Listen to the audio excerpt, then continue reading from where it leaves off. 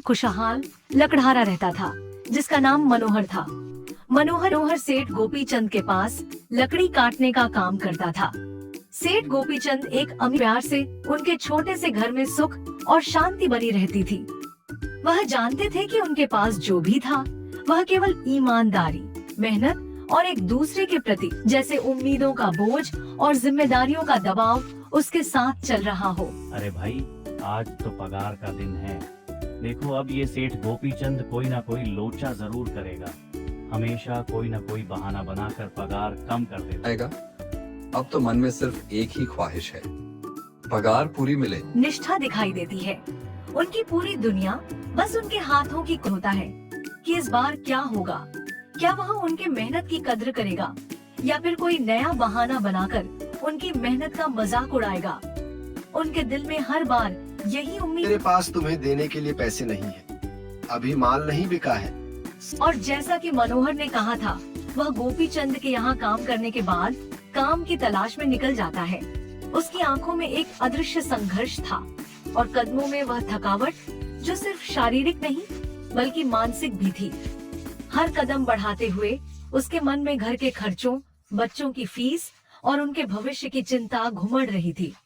वह जानता था कि अब उसे अपनी किस्मत खुद बनानी होगी, क्योंकि गोपीचंद के यहाँ और भी उम्मीदें थीं जो कभी पूरी नहीं हो सकती थीं। मनोहर पूरे गांव में काम ढूंढता है, लेकिन उसकी मेहनत का कोई फल नहीं मिलता।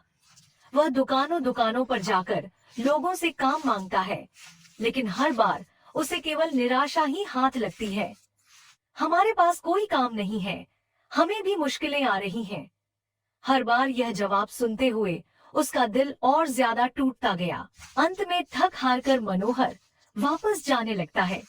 उसका शरीर थका हुआ था और आंखों में वही उदासी और निराशा छाई हुई थी। उसकी उम्मीदें जैसे अब पूरी तरह से खत्म हो चुकी थीं। तभी अचानक वह कुछ अजीब महसूस करता है। उसे दूर से घोड़े के टापों की आवाज सुनाई देती है। वह चौंक कर इधर उधर देखता है और हैरान होकर देखता है कि बहुत सारे घोड़ों का झुंड उसकी तरफ दौड़े आ रहा है। उसकी आंखों में अब डर और हैरानी की लहर दौड़ जाती है, जैसे वह समझ ही न पा रहा हो कि यह सब क्या हो रहा है। यह देखकर मनोहर बहुत डर जाता है। उसकी धड़कनें एकाएक तेज हो जाती हैं और उसे लगता है जैसे उसकी सांसें रुक गई हो। वह घोड़ों के झुंड की तेजी से बढ़ती आवाजों को महसूस कर सकता था और वह घबराहट में इधर उधर देखता है। तभी उसकी नजर दूर एक गुफा पर पड़ती है। यह गुफा अंधेरे में छिपी हुई थी, जैसे वह उसे खुद से आकर छिपने का एक मौका दे रही हो। मनोहर को राहत की एक हल्की सी लहर महसूस होती है। मनोहर घबराए हुए कदमों से गुफा की ओर दौड़ता है। जब घोड़ों का झुंड आखिरकार गुफा के पास से निकल जाता है, तब मनोहर की जान में जान आती है। वह गुफा के अंधेरे में चुपचाप खड़ा था। हे भगवान, आज तो बाल बाल बच गया मैं, वरना आज तो मैं इन घोड़ों के पैरों तले तो कुचला ही जाता। पर ये मैं कहाँ आ गया? जो भी हो, मुझे अब इस गुफा में कुछ समय बिताना होगा और फिर देखना होगा कि आगे क्या करना है। मनोहर यह सब सोच ही रहा था कि तभी उसकी नजर गुफा में रखी एक टोकरी पर पड़ जाती है। वो टोकरी इतनी अजीब थी जैसे किसी गहरी रहस्य से भरी हो। मनोहर दिल में एक अजीब सी हलचल महसूस करता हुआ धीरे धीरे उस टोकरी के पास बढ़ता है। हर कदम के साथ उसका दिल धड़कता जा रहा था, जैसे कुछ बड़ा होने वाला हो। हे भगवान, आज तो मैं बाल बाल बच गया, वरना आज तो मैं इन घोड़े के पैरों तले आ जाता। सोचो, अगर थोड़ी सी देर और हो जाती तो क्या हो जाता। अब तो दिल ही बैठ गया था। फिर भगवान का धन्यवाद कि मैं बच गया, नहीं तो डर ही लग रहा है बस। ये कैसी गुफा है, ये कैसी टोकरी है? इसे मैं घर ले जाता हूँ, सामान रखने के काम आ जाएगी। वह अपने डर को छोड़ने की कोशिश करते हुए टोकरी को धीरे से उठाने की कोशिश करता है। मनोहर जैसे ही उस टोकरी को हाथ लगाता है, अचानक गुफा में से एक तीव्र और गूंजती हुई आवाज आती है। उसकी रीढ़ तक कांप जाती है और उसका दिल एक झटके से रुक सा जाता है। वह तुरंत पीछे हटता है। उसकी धड़कन तेज हो जाती है। रुक जाओ, इसे छूने की कोशिश मत करो। मनोहर धीरे धीरे अपनी सांसों को थामते हुए पीछे हटता है। उसकी आंखों में भय और उलझन के अलावा एक अनजानी जिज्ञासा भी थी, जो उसे इस अंधेरे रहस्य में और भी घसीटने की कोशिश कर रही थी।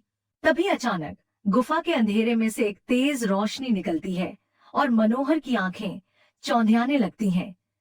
रोशनी के बीच से एक विशाल देवता प्रकट होता है, जिसकी आंखों में आग सी जल रही थी और उसकी भुजाएं इतनी लंबी और मांसल थीं कि जैसे वे गुफा की दीवारों को छूने जा रही हों। और वह देवता अपनी गहरी गर्जन युक्त आवाज में मनोहर से कहता है, कौन हो तुम और मेरी गुफा में क्या कर रहे हो? क्या तुम समझते हो कि तुम यहाँ बिना किसी कारण के आए हो? मैं बस यहाँ कुछ नहीं जानता। मुझे माफ करना। आप जो भी हो, कुछ घोड़े का झुंड मेरे पीछे पड़ गया था और उनसे बचने के लिए मैं इस गुफा में आकर छिप गया और फिर मेरी नजर इस टोकरी पर गई। माफ कीजिए, मुझे लगा कि यहाँ कोई नहीं है, तो ये टोकरी किसी की नहीं होगी, इसीलिए मैंने इसे छुआ। मनोहर, तुम्हें डरने की जरूरत नहीं है। मैं तुम्हारे बारे में सब जानता हूँ। मेरी नजर एक बार भी जिस पर पड़ जाती है, मैं उसका इतिहास अपनी खुली आंखों से देख सकता हूँ। मैंने तुम्हें नहीं देखा, बल्कि तुम्हारे डर को महसूस किया है। मैं तुम्हारी इच्छाओं, तुम्हारे डर और तुम्हारे हर फैसले को जानता हूँ। तुम्हारी यात्रा की शुरुआत से लेकर आज तक मैं तुम्हारे हर कदम को देखता रहा हूँ। पर आप हैं कौन? आप सच में सब कुछ जानते हैं? आप इतने विचित्र क्यों दिखाई पड़ रहे हैं? अपना परिचय दीजिए। कौन हैं आप? मैं एक देवता हूँ। मैं वह हूँ जो समय और स्थान से परे है। वह हूँ जिसे तुम देवता या भगवान कहते हो। मैं तुम्हारी दुनिया के सबसे पुराने रहस्यों में से एक हूँ और वही हूँ जो तुम्हारी राह पर आए बिना तुम तक नहीं पहुंच सकता था। और मैं कई सालों से इस गुफा की रक्षा कर रहा हूँ। ये गुफा मेरे पूर्वजों की है और इसकी सुरक्षा मेरे ऊपर है। इस गुफा में केवल वही इंसान घुस सकता है जिसका मन बिल्कुल पवित्र हो। अगर तुम अपवित्र होते तो तुम इस गुफा में कभी नहीं घुस पाते। तुम एक सच्चे इंसान हो, इसीलिए तुम इस गुफा में घुस पाए और इस टोकरी को छू पाए। अब तुमने इस टोकरी को छुआ है, तो यह टोकरी तुम्हारी हुई। नहीं, मुझे ये टोकरी नहीं चाहिए। मैं तो बस देख रहा था। मुझे नहीं पता था कि ये इतनी महत्वपूर्ण है। मैंने तो बस सोच लिया था कि यह किसी की नहीं होगी, तो मुझे माफ कर दीजिए। मुझे कुछ नहीं चाहिए। यह टोकरी, मैं इसे नहीं ले सकता। डरो मत मनोहर, तुम यह टोकरी ले जाओ। यह कोई साधारण टोकरी नहीं है, बल्कि यह जादुई टोकरी है। जादुई टोकरी? क्या यह वही जादुई टोकरी है जिसके बारे में हमारी दादी हमें कहानी सुनाया करती थी? वह कहानियों में बताया करती थी कि किसी गांव में एक जादुई टोकरी हुआ करती थी और वह सबकी इच्छाएं पूरी करती थी। हाँ मनोहर, यह वही जादुई टोकरी है। अब तुम इसके मालिक हो। तुम इसके इस्तेमाल से अपनी स्थिति सुधार सकते हो। पर याद रखना, तुम जो भी वस्तु इस टोकरी में एक बार डालोगे, वह चीज ही तुम्हें बार बार इस टोकरी में डालनी होगी। इसके अलावा तुम और दूसरी कोई चीज इस टोकरी में नहीं डाल सकते। अगर तुमने ऐसा किया तो इसका परिणाम तुम्हें ही भुगतना होगा। तुम्हें हमेशा ध्यान में रखना कि यह टोकरी सिर्फ वही चीजें रखेगी जो तुम्हारे लिए सही हो और तुम जिन चीजों की सच में जरूरत महसूस करते हो। सोच समझकर और बिना लालच के इस टोकरी में वही सामान रखना जिसकी तुम्हें जरूरत हो, ताकि यह तुम्हारी मदद करे। क्या मतलब है इसका? तो क्या अगर मैं कोई चीज इसमें डालूं तो मुझे उसी चीज के साथ रहना होगा? यह तुम्हारी यात्रा का हिस्सा है। तुम इसे तभी समझ पाओगे जब तुम अपनी पूरी यात्रा पूरी करोगे। यह तुम्हारे साथ एक शक्तिशाली साथी बनेगी, लेकिन केवल तब जब तुम इसके असली सार को जान पाओगे। मनोहर का दिल तेजी से धड़कने लगा। मनोहर की आंखों में अब संकोच और विश्वास का अद्भुत मिश्रण था। मनोहर की आंखों में एक नया डर और घबराहट छा गई, जैसे उसने किसी शक्तिशाली वस्तु के साथ समझौता किया हो। मनोहर ने धीरे धीरे टोकरी को अपने हाथों में पकड़ा और गुफा से बाहर निकल आया। उसकी धड़कन तेज थी और उसकी आंखों में एक अजीब सा हलचल थी। जब वह घर पहुंचा तो उसके दिल की धड़कन फिर से तेज हो गई। रोहिणी, ये देखो, ये मैं क्या लेकर आया हूँ। क्या लाए हो आप? बस ये एक टोकरी? सबसे पहले ये बताइए, आप तो काम की तलाश में गए थे ना, तो कोई दूसरा काम मिला कि नहीं? नहीं, अरे रोहिणी, मेरी पूरी बात तो सुनो। ये कोई ऐसी वैसी टोकरी नहीं है, बल्कि ये एक जादुई टोकरी है। इसमें ऐसा कुछ है जो तुम सोच भी नहीं सकती। मनोहर रोहिणी को अपनी आंखों में गहरी चिंता और उदासी के साथ वह सारी घटना बताता है जो उसके साथ घटी थी। उसकी आवाज में एक हल्का सा कांप था, जैसे वह उस पल को फिर से जी रहा हो। अच्छा, तो आपका कहने का मतलब है कि इस टोकरी में हमें कोई ऐसी चीज डालनी होगी जिसकी हमें सबसे ज्यादा जरूरत हो? हाँ रोहिणी, हमें सोच समझकर ही इसमें कोई चीज डालनी होगी। हमें डरना नहीं है रोहिणी। अगर हम साथ हैं तो कोई भी रास्ता मुश्किल नहीं होगा। मनोहर थोड़ी देर सोचता है, फिर अचानक उसका ध्यान उन लकड़ियों पर जाता है जो एक बार उसने रोहिणी को रखने को दी थी। उसकी आंखों में एक चमक आई, जैसे एक पुरानी याद फिर से ताजा हो गई हो। उसकी सोच में अचानक तेजी आई और वह उसे देखता हुआ बोला, रोहिणी, मुझे लगता है ये वही चीज हो सकती है जो हम ढूंढ रहे हैं। रोहिणी, तुम्हें याद है एक बार मैं जंगलों में लकड़ियां काटने गया था तो मुझे एक चंदन की लकड़ी मिली थी और वह मैंने तुम्हें ला कर दे दी थी। हाँ मनोहर, मुझे याद है। वह चंदन की लकड़ी बेहद खास थी और तुमने मुझे वह दी जैसे तुम मुझसे कुछ बहुत मायने रखने वाली बात साझा कर रहे हो। तुम उस लकड़ी को ले आओ, हम उस चंदन की लकड़ी को ही इसमें डालेंगे और उस लकड़ी से अपना एक व्यापार शुरू करेंगे। उस लकड़ी की महक, उसकी मजबूती, मुझे लगता है उसी में कुछ राज छुपा हो सकता है वही हमारे काम आ जाए। रोहिणी हल्की घबराहट और उम्मीद के साथ चंदन की लकड़ी को लेकर आती है। उसकी आंखों में एक अद्भुत चमक थी, जैसे उसने कुछ अनमोल पाया हो। और रोहिणी बड़ी धीरज और उत्सुकता के साथ चंदन की लकड़ी को टोकरी में डाल देती है। जैसे ही वह लकड़ी टोकरी में गिरती है, अचानक उसमें कई सारी लकड़ियां आ जाती हैं। यह दृश्य देखकर दोनों का दिल एक साथ धड़कता है और वे दोनों चौंक कर एक दूसरे की तरफ देखते हैं। रोहिणी की आंखों में एक गहरी चकिती और समझ का मिला जुला था। अरे, ये तो चमत्कार ही हो गया। देखिए, कितनी सारी चंदन की लकड़ियां हो गईं। ये तो सच में एक अद्भुत बात है। अगर आप इसको बेचेंगे तो इससे काफी अच्छे पैसे मिलेंगे। हाँ, मैं कल सुबह बाजार जाकर इनको बेच आऊंगा और जो पैसे मिलेंगे उससे हम अपने गोलू और चिंकी के स्कूल की फीस भर देंगे। हमारे बच्चों के लिए ये बहुत जरूरी है।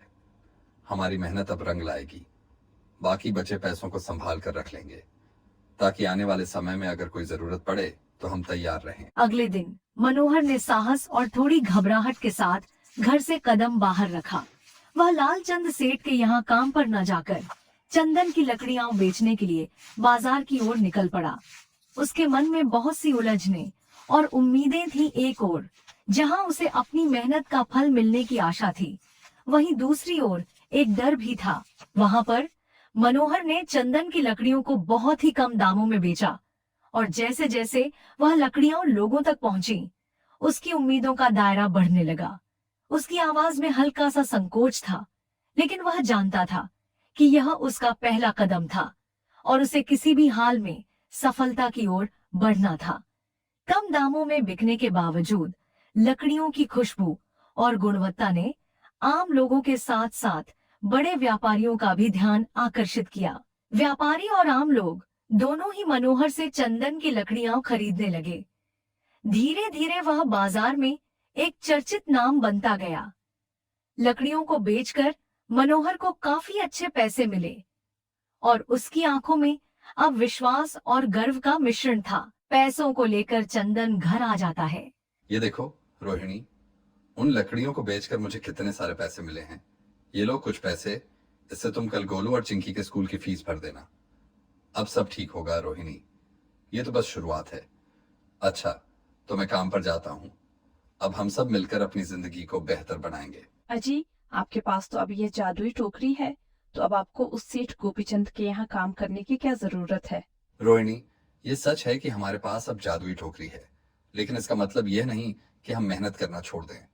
मेहनत और ईमानदारी से जो कुछ भी मिलना है वह सबसे ज्यादा मायने रखता है। लेकिन अब हम इस टोकरी से और भी बड़ी सफलता हासिल कर सकते हैं चंदन। क्यों न हम अपने काम को खुद ही आगे बढ़ाएं, बिना किसी और के अधीन हुए।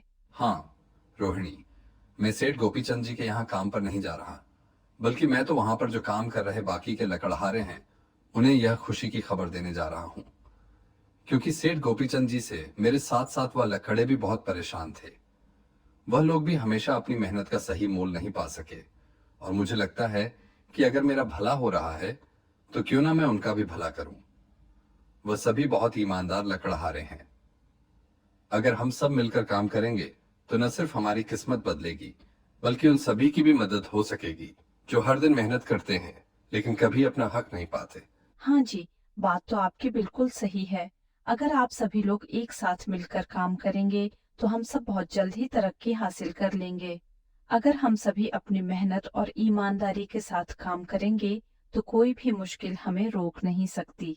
हम अपनी किस्मत खुद लिखेंगे और बहुत जल्द हमें उसका फल मिलेगा। मनोहर और रोहिणी की कहानी एक प्रेरणा है जो यह सिखाती है कि सच्ची मेहनत, ईमानदारी और एकता से कोई भी मुश्किल आसान हो सकती है। जब मनोहर ने अपनी मेहनत से चंदन की लकड़ियां बेची और उन पैसों से अपने परिवार की जरूरतें पूरी की, तो वह समझ गए कि जीवन में कभी हार नहीं माननी चाहिए। लेकिन सबसे महत्वपूर्ण बात यह थी कि उन्होंने अपनी सफलता का हिस्सा दूसरों के साथ साझा किया। उन्होंने सेठ गोपीचंद के साथ काम करने वाले लकड़हारों की मदद करने का फैसला किया, क्योंकि वह जानते थे कि किसी भी संघर्ष में अकेले सफल होना महत्वपूर्ण नहीं है, बल्कि दूसरों का भला करके ही सच्ची सफलता मिलती है। इस कहानी से यह सीखने को मिलता है कि अपनी मेहनत से सफलता पाने के बाद दूसरों की मदद करना और उन्हें भी उस सफलता का हिस्सा बनाना ही असली मानवता है। जब हम एकता के साथ काम करते हैं तो हम न सिर्फ अपनी दुनिया बदलते हैं, बल्कि दूसरों की भी मदद करते हैं, और यही सच्ची तरक्की है। मोरल: सच्ची सफलता दूसरों के भले में है, और अगर हम सभी मिलकर काम करें तो हम किसी भी मुश्किल को पार कर सकते हैं।